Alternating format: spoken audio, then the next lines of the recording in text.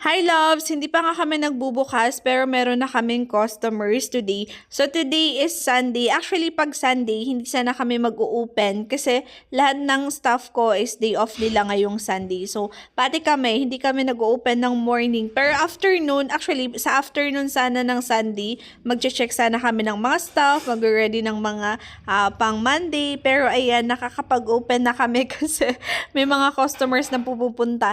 And yung mga pumunta nung morning daw. So, madami na pumunta nung morning. So, sorry guys. At close po kami ng Sunday morning. Pero try kong ayusin yung schedule namin para kaya mag-open ng Sunday morning and afternoon. So, try lang.